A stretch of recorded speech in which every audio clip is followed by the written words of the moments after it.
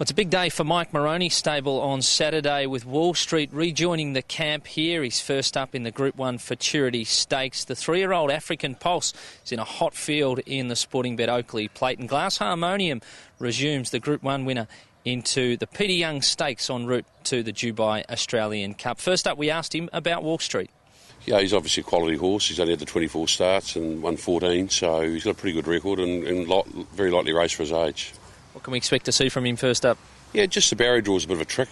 Just hopefully there's enough speed on. We'll probably ride him back off them a bit from that draw. But look, he's well forward to do something, and he's a horse that, whereas he hasn't got a huge first-up record, he usually runs well, and he's sort of always racing good company. You took him out of the Australian Cup. What's going to be the assignments for him going forward? Look, he's going to head towards the Blamey. That'll be his next run. And then we'll probably head to Sydney, have a couple of runs there, and then onto Queensland with him. Saturday's field? Look, King Mufasa is obviously very, very good. Pinka, they're obviously the two to beat.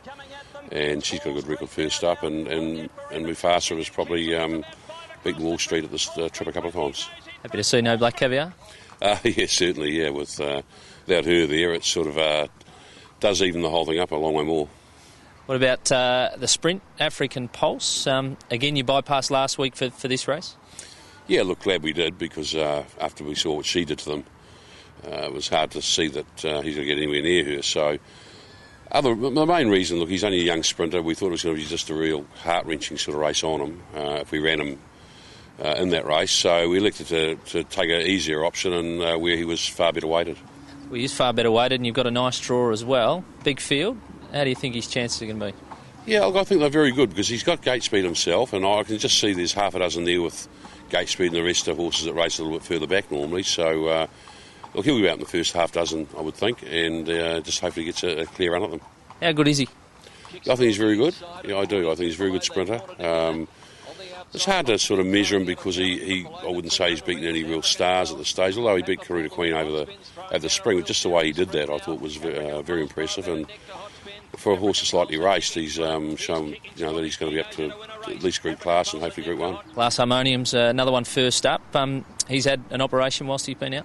Yeah, look, he had a wind operation, just mainly a tie forward. We found that he was displaced his soft palate a fair bit, and it was just to do the shape of his larynx. We just tied it forward to change the shape slightly, and so that the soft palate was able to flick in and out, basically, rather than just sitting there. 1800 first up, and you've drawn inside? Yeah, look, I think he's one of two that go forward in the race. The rest don't. So I would think that he'll get forward from that one draw, and just hopefully, that he's forward enough and fit enough to run the 800 metres out. Look at the way we work here Tuesday. He appears that his fitness levels are there. He's had 2 jump outs to fit him up for it, and just the last 2 gallops have just the Saturday and the Tuesday mainly has sort of given me a lot of confidence that he is forward enough. Well, that's the latest from Mike Moroney ahead of Saturday's big race meeting at Caulfield. A triple treat of Group 1 racing. We look forward to seeing you trackside.